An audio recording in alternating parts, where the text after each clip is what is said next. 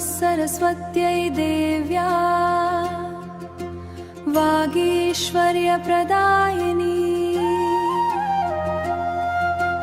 बुद्धिं मे हि नित्यं व्या वागीश्वर्यप्रदायिनी बुद्धिं मे देहि नित्यं त्वं विद्यां देहि नमोऽस्तु ते।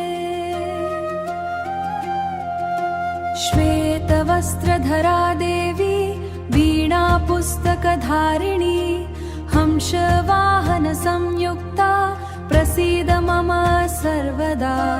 वन्दे त्वां वाग्देवी नित्यं ज्ञानप्रकाशकारिणी बुद्धिदा महाप्राज्ञं विघ्ननाशं करोतु मे।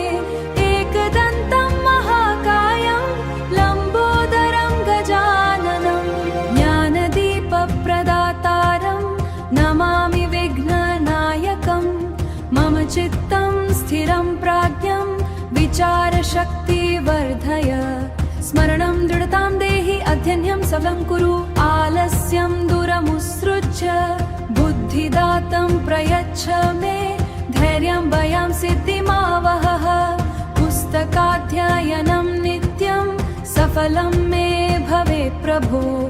अभ्यालसिद्धिर्भवेत् एतद्वाक्यं सदा स्मरे।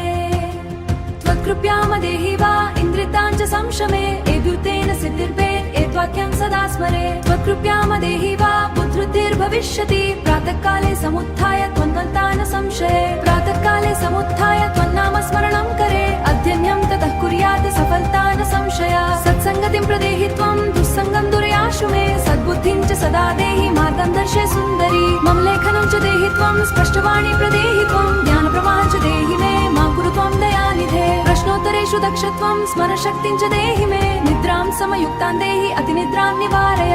समयपालनं नित्यं जीवने स्थापय प्रभो।